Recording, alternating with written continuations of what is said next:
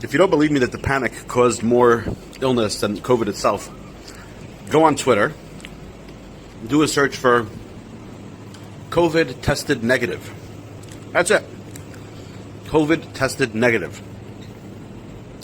And you're going to get thousands of stories, thousands of stories in English on a platform where people are only able to write 200 characters. You're going to find thousands of stories of people saying that they had all the symptoms. They were so careful, and yet they had all the symptoms. And then, to make matters even crazier, the test came out positive, and they took it again, and the test still came out positive. So you see, there must be so many tests that aren't finding it. Really, what kind of scientific test is that exactly? If it's there, the test is finding it. We're not having false negatives up the yin-yang. This isn't that kind of test. Their claims to having symptoms could come from one of two places. The fact that nothing showed up. To put it very simply,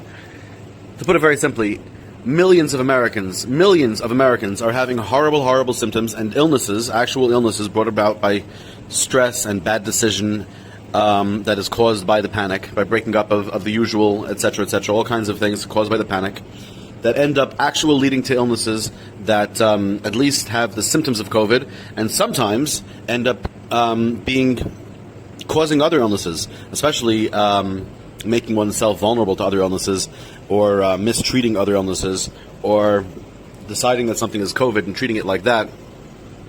And as well, people going to the hospitals. I mean, almost everyone who got put on the ventilator died, not because they should have. If they would not have been put on the ventilator, almost all would have lived. The ventilator they were put on was because everyone was panicking, saying, "Put people on ventilators. We need that, or otherwise we suck as America because we don't have enough ventilators." That's it. And then in the hospital, people were given horrible care, so as to make sure not to this super uber magnetic particle is able to do things that other viruses cannot. It can touch everything, and yet a mask protects other people from getting your COVID, and yet it can touch everything and get inside you any which way. It's an astonishing thing. This people went totally mashiga.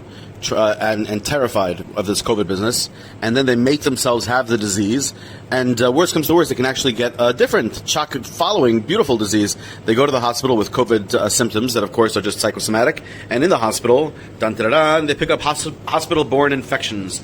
Also, they pick up hospital bad treatment. My sister-in-law's wife. My sister-in-law's grandfather died of COVID, but he didn't die of COVID. He died of a lack of care in the hospital. He died of being told, "Oh my God, you have COVID. We have to put you chutz lamachaneh. We have to put you in like an ancient leper colony from the Bronze Era, and we're not going to touch you or deal with you, and no family can be among you to help make decisions. We're going to make whatever decisions. We're going to put you on the ventilator, even though we have no idea how to use ventilators. We don't care because everyone is screaming at us that we have to use ventilators. It's a politically expedient thing to do." And this is what killed him. Otherwise, he would not have died, no matter how old and how sick he was already. COVID wouldn't have killed him. It was the hospital that killed him. So I was right from the very, very, very start about how the refuah is worse than the makkah. The actual cure, the focus on COVID, the attempt to deal with COVID will end up causing much, much, much more death and harm of every kind than COVID itself. But the people wanted it. This wasn't put upon us by above. I mean, Trump, for example, as President of the United States, he tried to downplay it. But the people decided, nope, we don't want to downplay it. We want to up. I mean, of course, I get it. Trump himself was not speaking very sanely on the subject at all. He didn't know what the hell he was talking about. Didn't inspire a lot of confidence. But even before Trump stepped into it at all, everybody was looking for something to be afraid of, for the very plain evolutionary reason that there used to be all kinds of things to be afraid of, and our brains are still looking for those things that don't exist, and so we make them up out of thin air. COVID was exactly that. Now, don't get me wrong. COVID has certain benefits. It was a time for us to experiment with different ways of life. After all, we have the internet now, which is something we didn't have 50 years ago. The perpetual revolution that many thinkers have realized are always not going to be necessary as one generation inherits the earth from a previous generation. Right now, it's the doomers inheriting it from the boomers.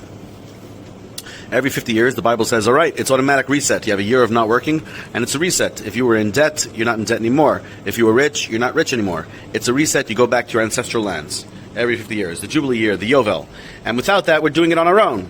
So, it's a lot more messy. 1920 and 1970 and 2020 all would have been a whole bunch more pleasant if it was done Jubilee-wise instead of how it's done now.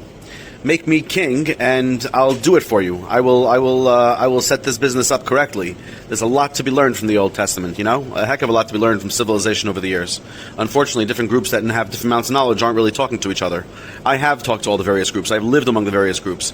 So, while I myself am not going to run or dance to be your king, should you make me king, I will accept it, provided that, of course, I have immunity from all of the tiny mob. No lynchings here. No lynchings by the woke. No lynchings by the religious. No lynchings by the neocons. None of this bullshit where like some group is able to like try and destroy me and oust me. None of this bullshit. If the Holocaust had not been so recently, I would have gone with something like the Führer principle. If Julius Caesar was not most famous for being called a dictator, then I would have used that.